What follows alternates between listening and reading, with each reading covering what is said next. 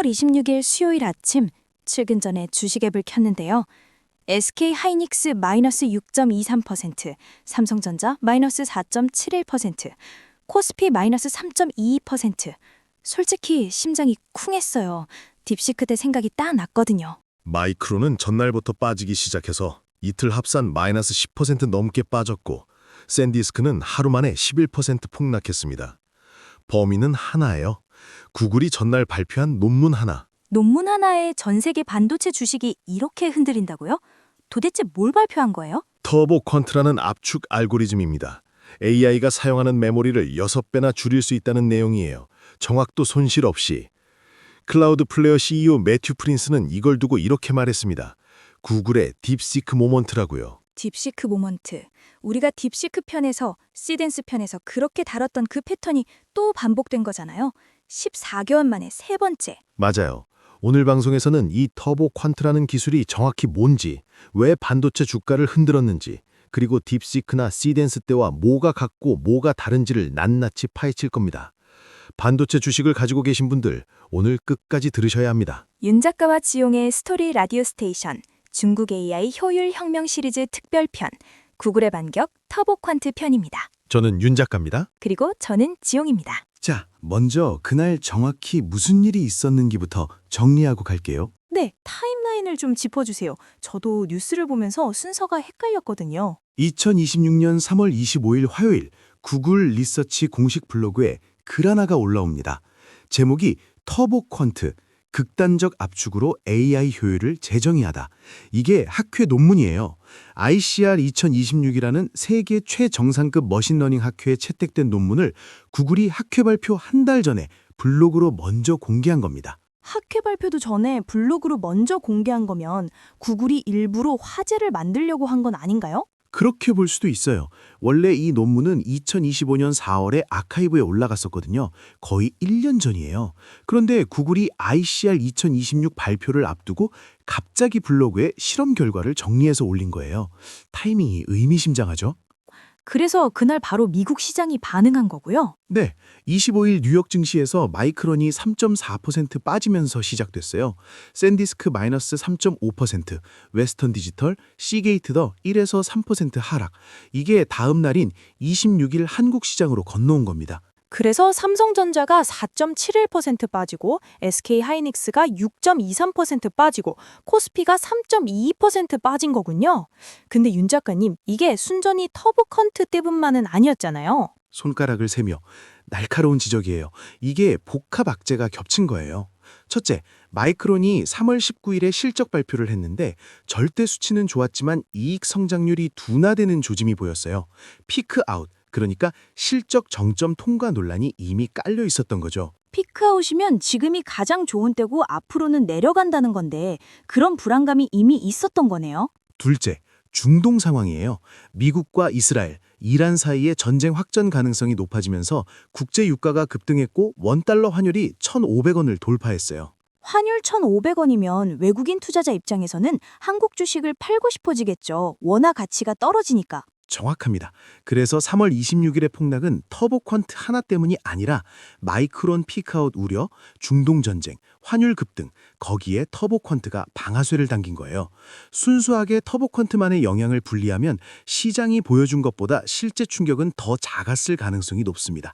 이 부분이 중요해요. 뉴스 헤드라인만 보면 터보 퀀트가 반도체를 다 죽인 것 같은데 실제로는 여러 악재가 동시에 겹친 거거든요. 맞아요. 자, 그러면 이제 본론으로 들어가죠. 터보 퀀트가 도대체 뭔지, 이게 왜 메모리 반도체 투자자들을 긴장하게 만드는지. 그 전에 먼저 하나 짚고 싶은 게 있어요. 터보 퀀트가 압축한다는 그 메모리, 정확히 AI의 어떤 부분에서 쓰이는 메모리인 거예요? 전체 메모리를 6배 줄인다는 건 아니잖아요. 그 질문이 핵심이에요. 터보 퀀트를 이해하려면 먼저 KV 캐시라는 걸 알아야 해요. KV 캐시요? KV 캐시? 네, 키 밸류 캐시, 키밸류 캐시. 이걸 쉽게 설명하면 AI의 대화 기억 노트라고 생각하시면 돼요. 대화 기억 노트요? 네, 여러분이 챗 GPT나 클로드 같은 AI와 대화할 때 AI는 이전에 나눈 모든 대화 내용을 기억하고 있어야 해요. 안 그러면 방금 전에 한 말도 잊어버리니까요. 이때 AI가 이전 대화를 기억하기 위해 만드는 메모가 바로 KV 캐시예요. 아, 그러니까 시험 볼 때 연습장 같은 거네요? 문제를 풀면서 중간 계산 과정을 적어두는? 딱 맞는 비유예요. 그리고 문제는 여기서 시작돼요. 대화가 길어지면 이 연습장이 점점 두꺼워진다는 거예요. 한 줄 대화할 때마다 연습장에 한 페이지가 추가된다고 생각하세요. 대화가 길어질수록 기억해야 할 게 많아지니까 그만큼 메모리가 더 필요한 거잖아요. 맞습니다. 그리고 이게 요즘 AI에서 심각한 문제가 되고 있어요. 구체적인 수치를 하나 드릴게요. 라마3 70B라는 모델이 있어요. 파라미터가 700억 개인 꽤 큰 모델인데 이 모델이 12만 8천 토큰, 그러니까 대략 책 한 권 분량의 긴 텍스트를 처리할 때 KV 캐시만으로 약 40GB의 메모리를 잡아먹어요. 40기가요? 그러면 이 모델 자체의 크기는 얼마예요? 모델 자체가 140GB예요. 잠깐, 모델 자체가 140기가인데 대화 기억 노트가 40기가? 그건 두뇌보다 메모장의 거의 3분의 1이나 된다는 거잖아요. 그것도 사용자 한 명 기준이에요. 동시에 4명이 이 모델한테 질문하면 KV 캐시가 160기가가 돼요. 모델 자체보다 메모장이 더 커지는 거예요. AI가 독해력 시험을 보고 있는데 시험지보다 연습장이 더 비싸다는 거잖아요. 그러니까 AI 서비스를 운영하는 입장에서는 이 KV 캐시가 어마어마한 비용 부담이 되겠네요. 정확합니다. 실제로 장문맥, 그러니까 긴 문맥을 처리하는 AI 추론에서 KV 캐시는 전체 GPU 메모리의 35%에서 많게는 70%까지 차지해요. 70%요? 네. 최근 학술 논문에서 밝힌 수치인데 긴 텍스트를 처리할 때 KV 캐시가 전체 추론 메모리의 최대 70%를 잡아먹는다는 연구 결과가 있어요. 이게 바로 AI 추론의 가장 심각한 병목이에요. 그리고 터보퀀트가 공략한 지점이 바로 여기입니다. 그러면 터보퀀트가 이 KV 캐시를 6배 줄인다는 거죠? 40기가짜리 메모장을 7기가 정도로 압축한다? 맞아요. 그런데 단순히 줄이기만 한 게 아니에요. 정확도 손실이 제로예요. 그리고 기존 모델을 재학습하거나 조정할 필요도 없어요. 그냥 기존 모델에 갖다 붙이면 바로 작동한다는 거죠. 그게 어떻게 가능한 거예요? 뭔가를 6배나 줄이면서 품질이 똑같다? 마법 아니에요? 마법이 아니라 수학이에요. 이제 터보컨트가 어떻게 작동하는지 설명할 건데 좀 집중해서 따라오셔야 해요. 터보퀀트는 두 단계로 압축합니다. 1단계가 폴라퀀트, 2단계가 QJL.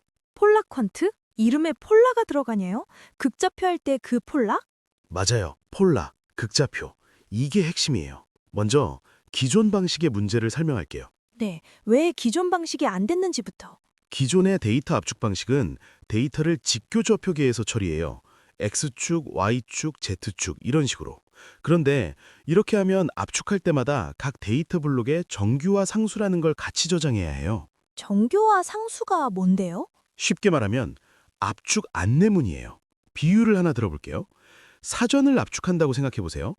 두꺼운 영어 사전을 가나다 순, 아니 알파벳 순으로 정리하면 각 페이지마다 이 페이지는 A부터 AP까지입니다. 라는 안내판을 달아야 해요. 압축된 데이터를 나중에 복원할 때 이 안내판이 필요하거든요. 아, 그러니까 데이터를 압축하면서 안내판까지 같이 저장해야 하는 거네요? 네. 그런데 이 안내판 자체가 메모리를 잡아먹어요. 보통 1에서 2비트 정도. 별것 아닌 것 같지만 AI 모델에서는 이런 안내판이 수억 개씩 필요하거든요. 컨텍스트 윈도우가 길어질수록 이 안내판의 총량도 기하급수적으로 불어나요. 그러니까 압축을 하려고 했는데 압축 안내판 때문에 오히려 메모리를 많이 쓰게 되는 상황이 생기는 거죠. 약간 배보다 배꼽이 큰 느낌? 정확합니다. 이걸 메모리 오버헤드, 아니 쉽게 말해서 메모리 세금이라고 해요. 구글 논문에서도 이 표현을 쓰더라고요. 자, 폴라퀀트는 이 문제를 어떻게 해결하냐? 사전을 알파벳 순이 아니라 주제별로 정리하는 거예요. 주제별요? 네, 알파벳 순으로 정리하면 관련 없는 단어들이 섞이잖아요. 애플 옆에 어플라이가 오고, 그런데 주제별로 정리하면 과일 챕터에 애플이 들어가고 직업 챕터에 어플라이가 들어가죠. 같은 주제의 단어들이 자연스럽게 모이니까 각 페이지마다 안내판을 달 필요가 없어지는 거예요. 아, 주제 안에서 단어들이 이미 자연스럽게 분류되어 있으니까 별도의 색인이 필요 없다는 거군요. 맞아요.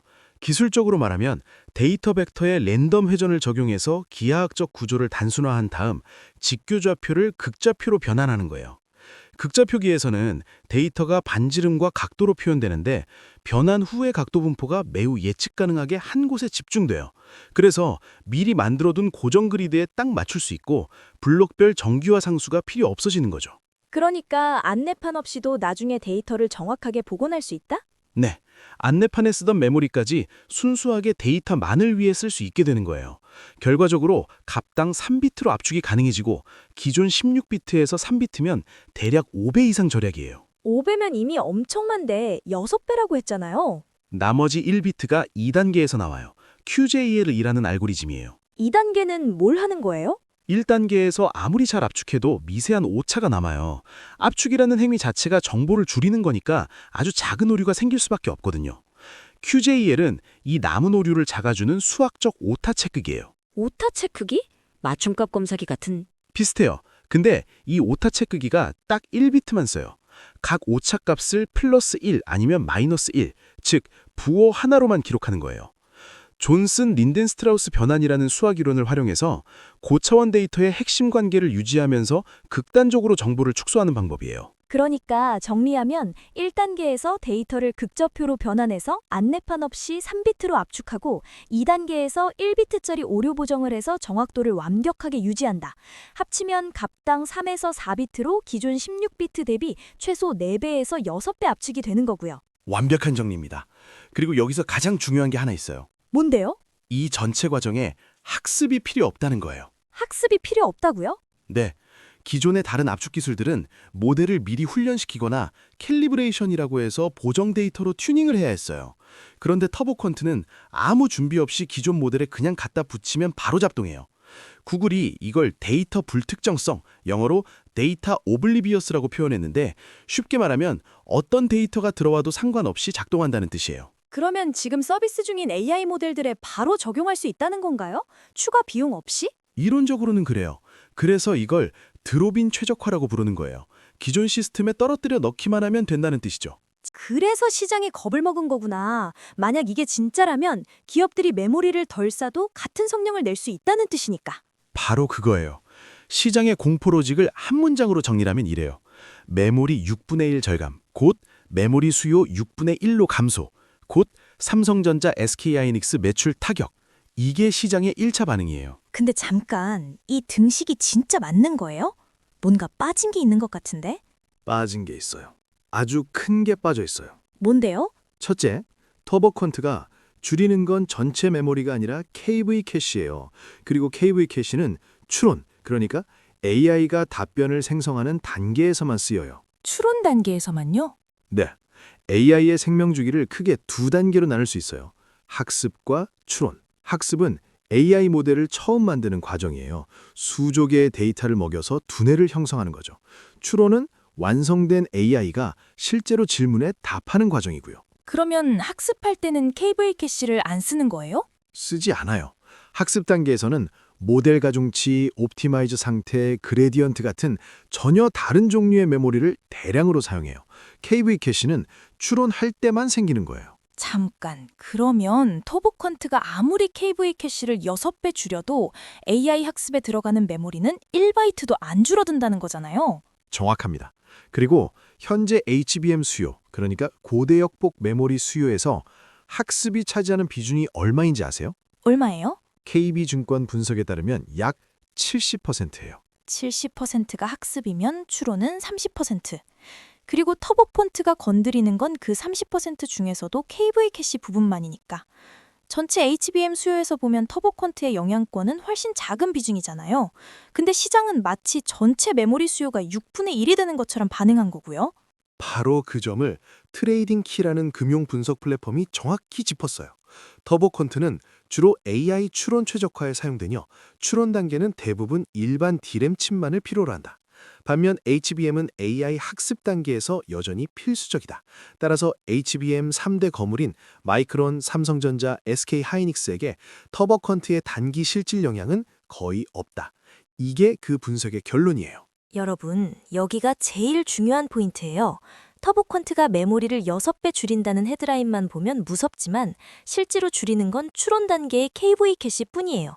전체 HBM 수요의 70%를 차지하는 학습 수요는 아예 관계가 없어요. 그리고 한 가지 더 중요한 게 있어요. 기술적 한계. 한계요? 어떤? 터보콘트가 완벽해 보이지만 아직 검증되지 않은 영역이 꽤 많아요. 첫째, 이 기술이 테스트된 모델이 전부 8B, 그러니까 80억 파라미터급 소형 모델이에요. 제마, 미스트랄, 라마 3.18B, 이 정도 크기예요. 8B면 요즘 기준으로 작은 모델 아닌가요? 실제로 서비스되는 모델은 70B, 100B 이상인데 맞아요. 700억 파라미터 이상의 대형 모델이나 요즘 유행하는 MOE, 전문가 혼합 아키텍처에서 동일하게 무손실 성능이 나오는지는 아직 아무도 모릅니다. 그러면 지금 나온 결과는 작은 모델에서만 확인된 거고 실전 배치하려면 대형 모델에서도 검증이 필요한 거네요? 둘째, 8배속 속도 향상이라는 수치도 주의해서 봐야 해요. 이건 어텐션 로짓이라는 특정 연산에 한정된 수치예요. AI 추론 전체의 속도 향상은 이보다 낮을 수밖에 없어요. 어텐션 로짓이 뭔데요? AI가 이전 문맥에서 중요한 부분을 찾아내는 연산이에요. 추론의 핵심 병목이긴 하지만 추론에는 그 외에도 여러 연산이 있거든요. 부분의 속도가 8배 빨라져도 전체 속도는 8배가 안 돼요. 비유하면 공장에서 도색 공정이 8배 빨라져도 용접이나 조립 속도가 그대로면 배 한 척 만드는 시간은 8배 단축되지 않는 것과 같은 거죠? 조선업 시리즈 하더니 비유까지 조선업으로 하시네요. 완벽한 비유입니다. 그래도 한동안 조선업만 공부했으니까 이 정도는 해야죠. 셋째, 가장 현실적인 문제인데 프로덕션 통합이 안 돼 있어요. 프로덕션 통합이요? 실제 AI 서비스를 운영할 때 쓰는 프레임워크가 있어요. VLLM, TensorRT-LLM, SGLM 같은 것들. 터보콘트가 아무리 좋아도 이 프레임워크에 통합되지 않으면 실제 서비스에선 못 쓰는 거예요. 그러면 현재 상태는요? 구글이 오픈소스 코드도 아직 공개하지 않았어요. 벤처비트라는 매체에 따르면 2분기, 그러니까 4월에서 6월 사이에 코드를 공개할 것으로 예상되고 ICLR 학회에서 정식 발표는 4월 23일부터 25일까지예요. 그러면 지금은 논문만 나온 상태고 실제로 쓸 수 있으려면 최소 몇 달은 더 걸린다는 거네요? 그래도 긍정적인 신호가 있어요. 독립개발자들이 구글 코드 없이 논문만 보고 직접 구현해서 재현에 성공하고 있거든요. 구글이 코드를 안 줬는데 논문만 보고 만들었다고요? 네, 러스트로 구현한 TQKV, 파이토치 기반 구현, 애플 실리콘용 MLX, 심지어 RTX 4090에서 트리톤 커널로 구현한 개발자도 있어요. 특히 그 RTX 4090 구현에서는 제마 3 4B 모델에 2비트까지 압축해도 원본과 완전히 동일한 출력이 나왔다고 해요. 2비트까지요? 논문은 3비트인데 2비트까지 가능한 거예요? 소형 모델에선 가능한 것 같아요. 이런 독립 재현 결과들은 터보컨트의 수학적 기반이 견고하다는 걸 보여줘요. 연구실에서만 작동하는 이론이 아니라 실제로 구현 가능한 기술이라는 거죠. 그런데 아까 비유했던 것처럼 연구실에서 암세포를 죽이는 물질은 매년 발견되지만 실제로 약이 되는 건 극소수잖아요. 맞아요. 다만 터보컨트는 그런 연구실 만능약들 중에서도 상당히 유망한 축에 속해요. 독립 재현이 이렇게 빠르게 이루어지는 건 드문 경우거든요. 수학이 깔끔하다는 증거예요. 여기까지 정리하면요. 터보컨트는 기술적으로는 분명히 인상적이에요. KV 캐시를 6배 줄이면서 정확도를 유지하고 학습도 필요 없다. 하지만 아직 소형 모델에서만 검증됐고 대형 모델은 미지수이고 프로덕션 통합도 안 됐고 구글 자체도 코드를 공개하지 않은 상태. 그리고 가장 중요한 건 이게 줄이는 건 추론 단계의 KV 캐시뿐이라서 전체 HBM 수요에 미치는 영향은 시장의 반응보다 훨씬 제한적이다. 완벽한 요약이에요. 근데 윤 작가님, 저한테 하나 걸리는 게 있어요. 뭔데요? 저희가 딥시크 편에서 뭐라고 했었죠? 시댄스 편에서 뭐라고 했었죠? 똑같은 말을 했어요. 하드웨어 수요가 줄어들 수 있다. 소프트웨어가 하드웨어를 대체할 수 있다. 근데 실제로는요? 줄어들지 않았지. 안 줄어든 정도가 아니라 폭증했잖아요. 딥시크 이후에 SK 하이닉스가 역대 최대 실적을 찍었고 2025년 하반기에는 반도체 대란이 터져서 D램 가격이 50%나 올랐잖아요. 바로 그 이야기를 다음 편에서 하려고 해요. 다음 편이요? 딥시크, 시댄스, 터보컨트 이 세 번의 쇼크를 나란히 놓고 보면 공통된 패턴이 보여요. 그리고 그 패턴이 삼성전자와 SK하이닉스 투자자들에게 어떤 의미인지. 14개월 동안 3번이나 반복된 패턴이라면 이건 우연이 아니라 법칙이에요. 반도체 주식 가지고 계신 분들 다음 편 절대 놓치시면 안 됩니다. 딥시크 때 겁먹고 파셨던 분들, 그때 경험이 있으신 분들 다 들으셔야 해요. 윤 작가와 지용의 스토리 라디오 스테이션 다음 편 세 번의 쇼크, 하나의 진실. 곧 돌아오겠습니다. 다음 편에서 만나요.